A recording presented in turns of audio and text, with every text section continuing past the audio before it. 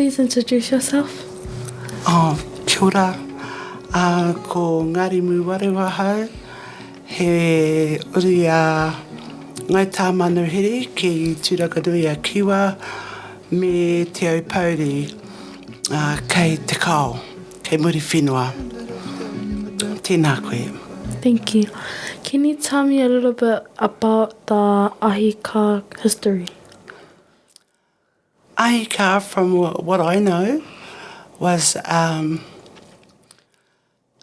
brainchild of a local wahine and her thoughts about getting wahine who reside in Otara together to grow leadership within our community and to have a voice.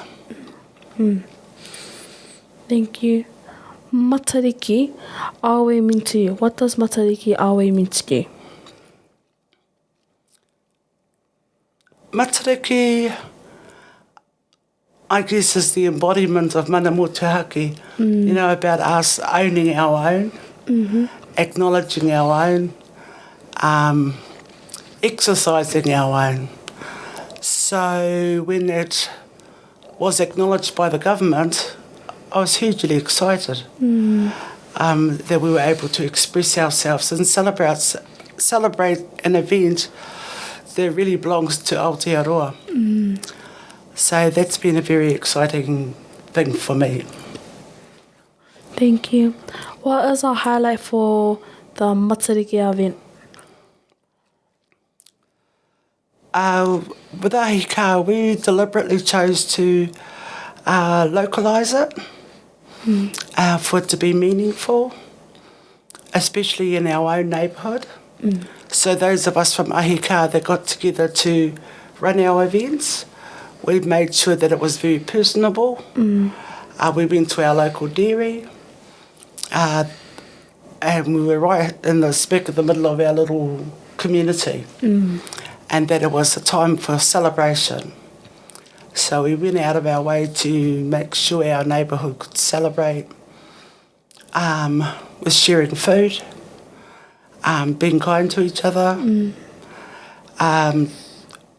appreciating each other, having treats. So we had we hired Sa Māori, which is a Samoan Māori coffee kiosk, and they came in and we treated the neighbourhood to hot drinks, and something hot teas and some sweets for the children, candy floss and popcorn. I loathe the candy floss machine now. I never ever mastered it, but they were happy to take my efforts. Thank you. What's a piece of advice you'd give to young people? When I was growing up, the piece of advice everyone used to give us was listen to your mother, be good to your mother. And I think that there's still some value in those words, even though they were probably said to us in a cheeky way. But it's about remembering what's already happened and taking a reflective view of that. What has already happened before us can teach us how we should do things later or in the future. I think those are still valid words. Yeah. You know, walk the dreams of your ancestors. Thank you. Is there a quote you'd give to people?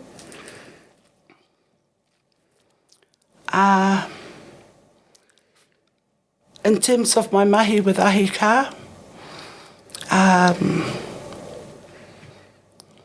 along the lines of walking in the shoes of your ancestors, but really keeping each other safe and valuing each other. I think those are important values. Yeah. Thank you. Kia ora, thank you. Awesome. So I think while we're recording something new, maybe we think about a few questions that we didn't prepare. I think that covers the Matariki stuff, but I really want you to think, like, Remember some of those questions we do with other guests, you know, can we talk about your childhood and also what were you like when you were your age, 13, and just have a think about some other questions that you're thinking about when you're having your kōrero, you know? Because I think what happens is we burn through our questions really quick. Yeah. So let's have a try of that. We won't go too much longer. Are you okay with that? If we Yeah. Just, yeah. It's a nice learning experience. For me too. Yeah. Don't worry. I got lots to say when there's no mic around. But it's really good. I'm enjoying that being recorded. So yeah, where are we going to go with that? We're still going. Yeah. What were you like when you were 13? When I was 13, I was a rat bag. So I'll back up a bit. My family migrated here from the far north at the end of 1968. And so our introduction so we came from a very small rural area and we arrived in Otara. We actually thought we had arrived to the land of riches because we had 2-story house, but it was one of those flats. But in our eyes, we were wealthy because we had stairs. And we used to brag to all our relatives, we've got stairs. So we arrived in Otara. I went to school there. One of the things that our parents did was made sure that we were still connected to where we were from. By the time I say that I would have been about 6, 7-ish, by the time I was 13, I was fully entrenched in being an urban child. I was a townie. And things that happened around me influenced me. So when I was about 13, different gangs were being brought in Otara. And whilst I wasn't attracted to that, they were all my peers. They were boys that I grew up with. And we sort of saw them as our whānau. And that remained. But also at 13, I went to Hillary. Oh, I love Hillary. And that was very influential on me because we had very political teachers, I suppose is the way to describe them. So they ensured that they taught us social consciousness, being critically conscious. We did lots of work around social justice, and that was me at 13, being immersed in all that stuff. So it coloured the way my life continued, actually. So at 13, that's a pivotal part of your life. It's important to look at it with your eyes wide open. Thank you. What was Otara like? What was Otara like back in the day? Back in the day, when we arrived here, there was huge areas of rural setting. There was farms. So if you go to the back of Hillary College and look over the creek, all that area that's industrial, they were all farms. Where Clover Park is, they were farms.